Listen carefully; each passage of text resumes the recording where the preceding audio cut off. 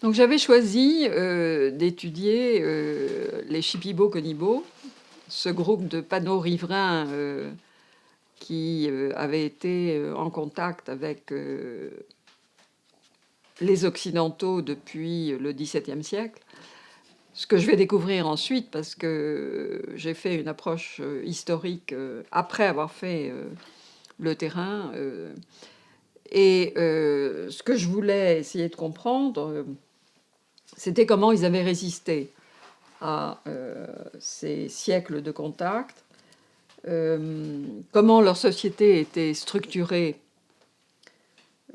sur le plan social, économique, politique, religieux, avant qu'elles ne subissent tous ces changements, et quelle crise, quelle réaction en chaîne ces changements avaient engendré, et quelle relation les Shipibo-Konibo avaient avec le monde non indien.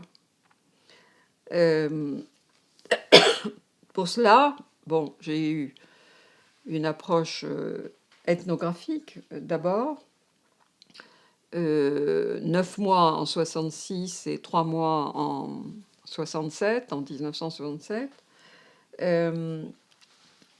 dans plusieurs villages. Un village principal dans le Haut-Kayali, Utukuru, qui était très influencé par les missionnaires évangélistes, les linguistes évangélistes, oui, qui étaient aussi missionnaires, et dans 3 autres villages qui représentaient un peu des variantes d'évangélisation, dans la mesure où il y avait un village catholique, un village adventiste et un village où il y avait un missionnaire de la South American Indian Mission. Et puis, j'ai par la suite été dans un village plus traditionnel, dans un affluent de l'Ucayali, où il m'est arrivé des aventures que je vais raconter tout à l'heure. Donc, j'ai eu aussi une approche historique, bien sûr, à la suite de ces terrains, où là, j'ai travaillé à la fois dans les archives franciscaines du couvent d'Ocopa, dans les Andes. C'était un couvent créé au XVIIe, XVIIIe, où il y avait plus de 30 000 volumes, archives, sur ces franciscains. Et j'ai aussi travaillé à Lima, dans différentes bibliothèques, pour essayer de lire les voyageurs, les premiers ethnographes, etc. Mais alors, dans ce couvent d'Ocopa, je me présente un jour, bon, blue jean, sac à dos, etc. C'est un couvent qui se situe à 2000 mètres, hein, dans un bois d'eucalyptus, et c'est merveilleux. Et je sonne, et un moine me répond. Et j'explique que je veux lire leurs livres et leurs archives. Et alors, il me regarde de haut en bas, et puis il me dit « Ah non, c'est interdit aux femmes. » Ah, alors, je me suis dit, je ne suis pas venue ici pour me voir repartir sans rien. Donc, j'ai demandé à voir le directeur de la bibliothèque. Alors, un certain Odorico Saïs est arrivé, très gentil. Alors, je lui ai expliqué que j'étais français, j'étais anthropologue, et je venais de l'Ucayali, où j'avais passé de nombreux mois, qu'il fallait absolument que je lise ce qu'ils avaient écrit. Je ne pouvais pas lire les 30 000 volumes, mais au moins quelques-uns. Alors, il m'a pris en pitié, et puis il a fait une exception. Et il m'a mis dans une cellule, en dehors du couvent. Enfin, ça tenait le couvent, mais on avait accès au couvent par un trou, comme ça, où il me passait les archives et la nourriture, parce qu'il fallait aussi que je me nourrisse. Parce que c'était une cellule où j'avais un lit et une table. Et donc, pendant 2 semaines, je suis restée là. Bon, il me passait les archives qu'il voulait bien me passer, donc c'était pas exhaustif, bien sûr. Mais ça m'a permis, et alors à chaque fois, il m'expliquait l'histoire de ce document, dans quel contexte, etc. Donc c'était passionnant. Euh, et j'essayais de déchiffrer en même temps ces archives, parce que c'était souvent mal écrit. Et donc j'ai vécu 2 semaines assez extraordinaires dans ce couvent. Je suis tombée malade en plus parce que c'était à 2000 mètres, c'était pas chauffé et rester toute la journée sur une chaise, on prend froid. Alors ils m'ont soignée avec des tisanes d'eucalyptus, des potions d'eucalyptus. Enfin, c'était assez amusant. Euh, et ça m'a permis de connaître un peu le type de relations que les franciscains faisaient.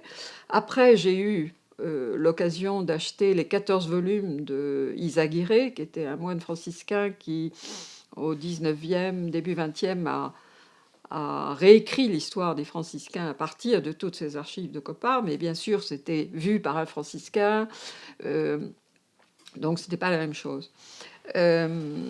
Mais cette période d'approche historique m'a autant appris que mon approche ethnographique, quoi.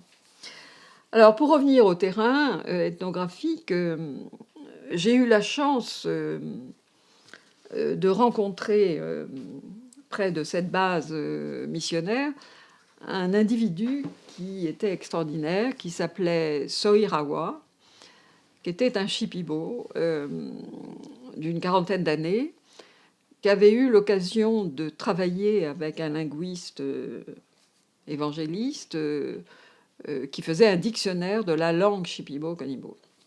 Donc c'était un individu qui était bilingue et qui avait l'habitude qu'on lui pose des questions et de répondre. En plus, il avait l'avantage d'appartenir au monde de la tradition, puisque bon, il a accepté de travailler avec moi, de voyager avec moi dans les différents villages qu'on avait sélectionnés. Et il était marié à 2 sœurs, puisque les Shipibo, à cette époque, pratiquaient la polygynie sororale. Donc on voyageait avec ces 2 femmes. Et en plus, il était le fils d'une exciseuse. Donc sa mère avait pratiqué l'excision, qui était une fête, une coutume, un rite de puberté traditionnel chez les Shipibo, officiellement jusqu'en 40, mais en réalité ça a continué un peu clandestinement ensuite dans les années 60-70.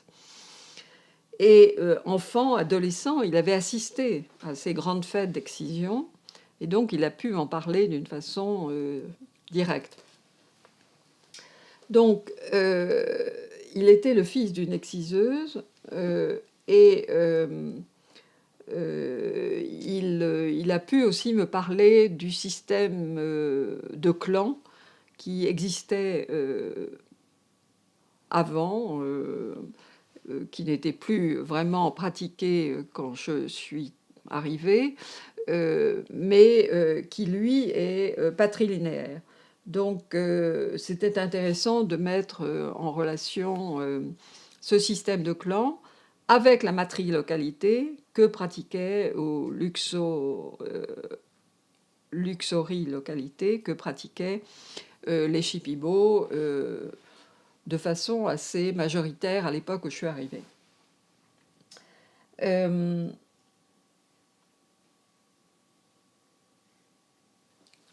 Je dis qu'il était intéressant, ce Sohirawa, parce que donc il avait une grande connaissance de la tradition, mais en même temps, son fils était instituteur bilingue, donc faisait partie du système de ces linguistes missionnaires.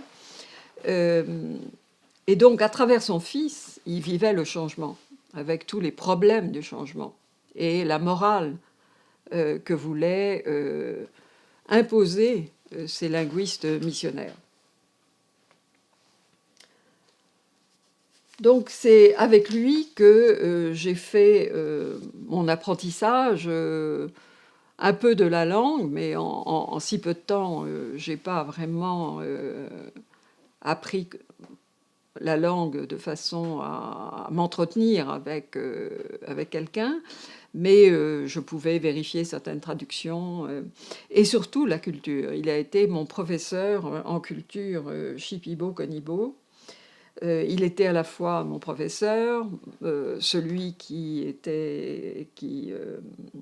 dirigeait le bateau, parce qu'il fallait conduire la pirogue à moteur que j'avais louée, qui était avec un moteur 2 temps, qu'on appelle localement le peke-peke.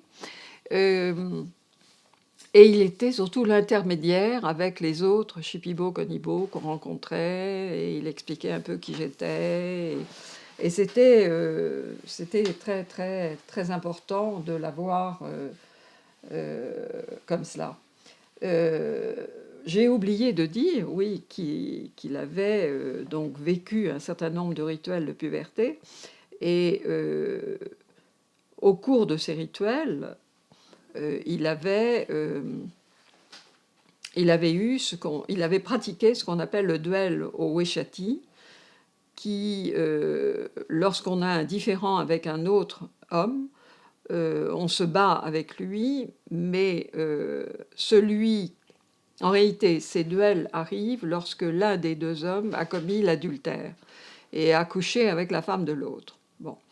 Alors, il s'avère que Sohirawa a épousé une femme qui avait couché avec son frère avant le mariage. Enfin, il n'y a pas vraiment de mariage, avant la réunion des deux de Sohirawa avec cette femme. Et donc, il a dû se battre avec son frère, même s'il ne le voulait pas, avec ce couteau.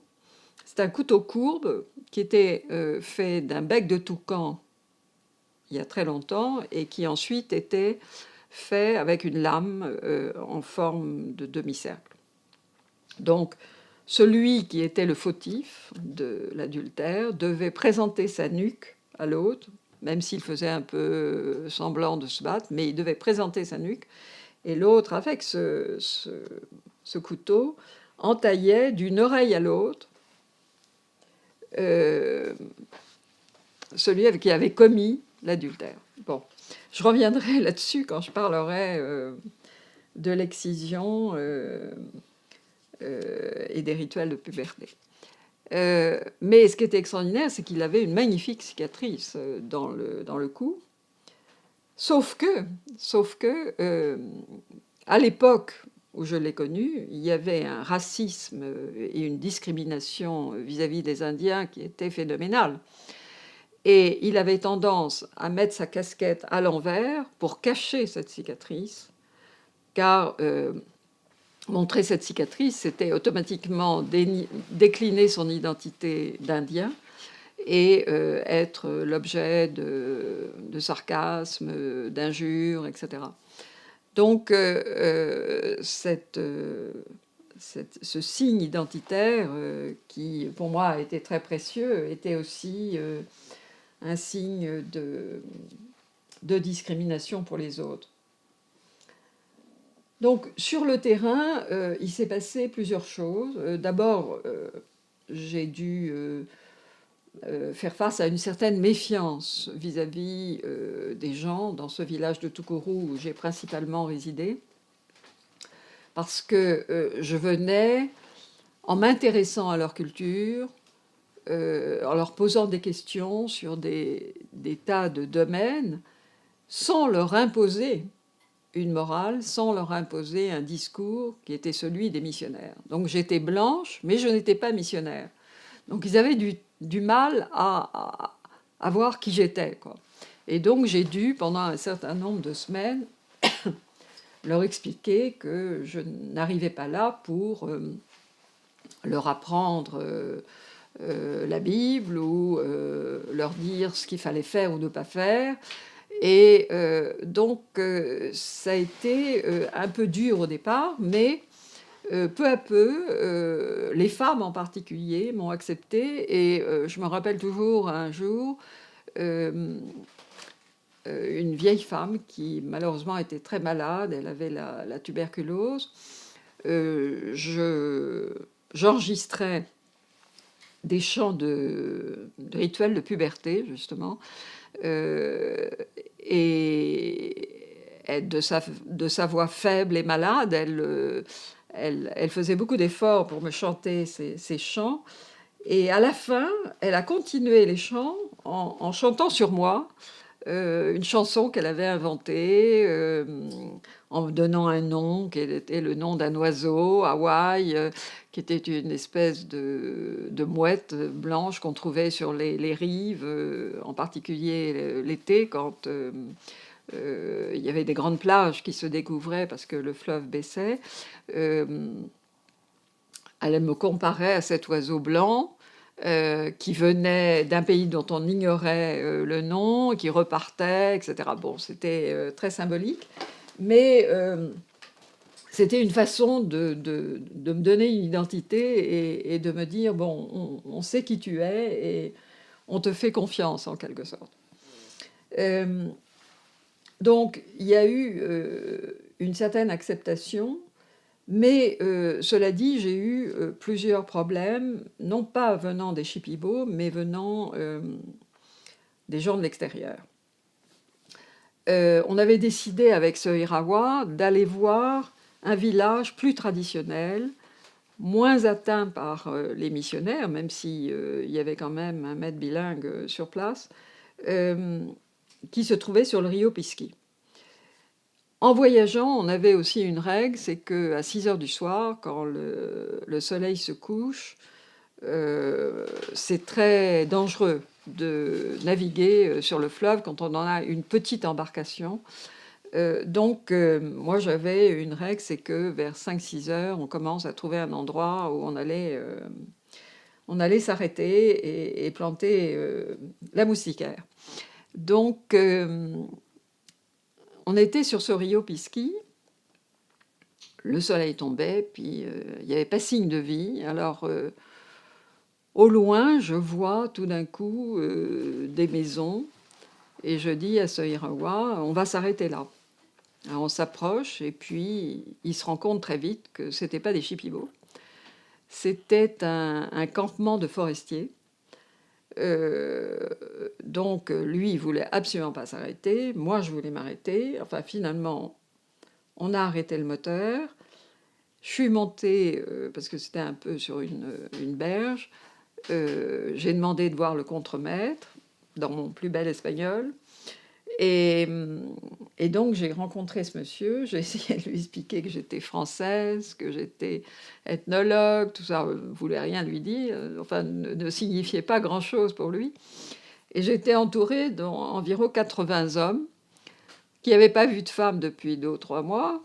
Et bon, alors je me suis dit, bon, mais je vais quand même arrêter. Et donc il accepte que je plante ma moustiquaire, que je mette une feuille de bananier et mon sac de couchage. Et ce Irawa, lui, il ne voulait pas monter. Parce que, bon, il savait que aux yeux de ces gens-là, il n'était rien, il était comme un animal, quoi. Donc il est resté dans la pirogue toute la nuit. Et puis moi, j'ai essayé de... Bon, j'avais un couteau. Et je me suis dit, le premier qui m'approche, je l'embroche. Mais 80, bon. Donc j'aurais pu être découpée en petits morceaux. Personne n'aurait rien su. Et c'était un peu inconscient. Mais à l'époque, on fait beaucoup de choses sans...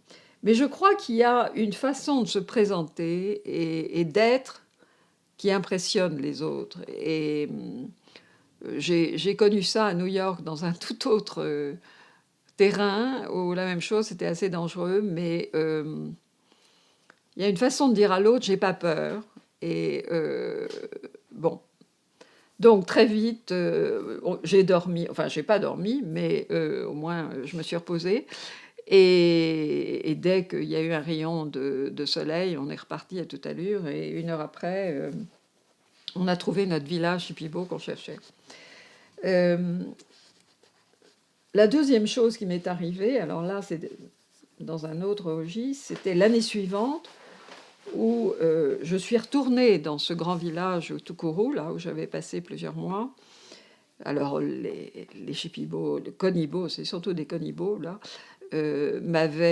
m'ont très bien reçu, j'avais plein de photos, on a fait la fête, mais je me suis aperçue qu'ils étaient en très mauvaises conditions de santé. L'année d'avant, moi, j'avais diagnostiqué certains cas de tuberculose qui auraient dû être soignés à l'hôpital. Il y avait un hôpital à l'époque près de Pucallpa, mais pour y aller, il y avait bien 2 jours de pirogue, qui soignait, qui avait été fondé par un Suisse, Binder, et qui soignait beaucoup de familles Shipibo gratuitement, etc. Et très souvent, ils venaient s'installer, un peu comme l'hôpital Schweitzer, ils venaient s'installer en famille dans l'hôpital et s'occuper des malades, quoi, qui devaient rester plusieurs semaines là.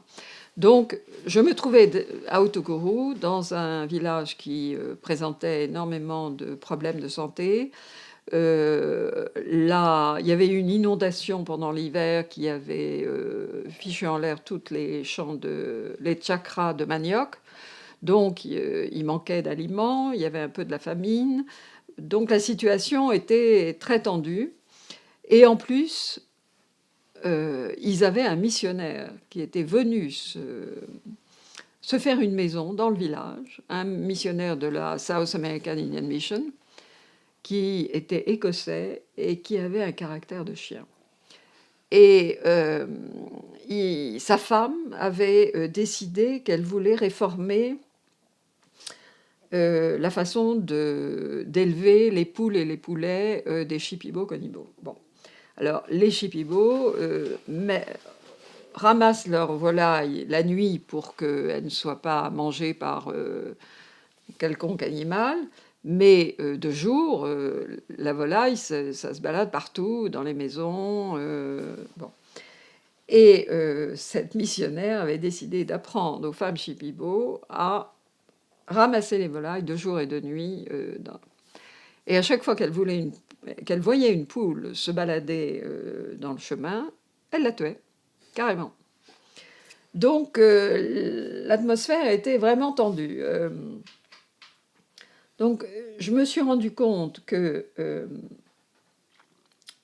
je me suis dit, si je commence à discuter avec les missionnaires en leur expliquant que c'était pas du tout ça ce qu'il fallait faire, j'allais me mettre à dos ces missionnaires. Moi, je n'allais rester que quelques mois, alors que eux étaient là pour le long terme.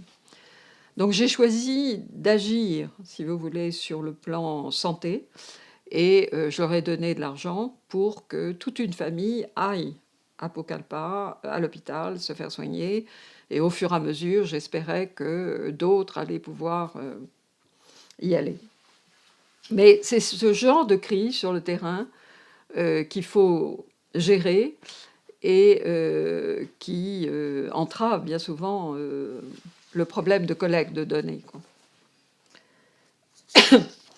Alors, en dehors de ce travail dans les villages, où j'ai recueilli, en observant, en vivant avec eux, beaucoup de données, j'ai travaillé aussi à cette base missionnaire en interviewant et les missionnaires et les maîtres bilingues. D'abord, les missionnaires, c'était des gens qui travaillaient 2 par 2 dans chaque groupe ethnique, 2 femmes ou 2 hommes, ou un couple parfois. Et j'essayais de leur faire raconter leur travail, comment ils s'y prenaient au fur et à mesure, etc. Donc ça m'a aidé à comprendre un peu leur façon de travailler. Et auprès des Shipibo Konibo, je me rendais compte que les maîtres bilingues souffraient beaucoup de la morale qu'on leur imposait. Parce que ces missionnaires leur interdisaient la polygynie sororale, pas de femmes, alors que certains maîtres bilingues en avaient deux, les plus vieux notamment.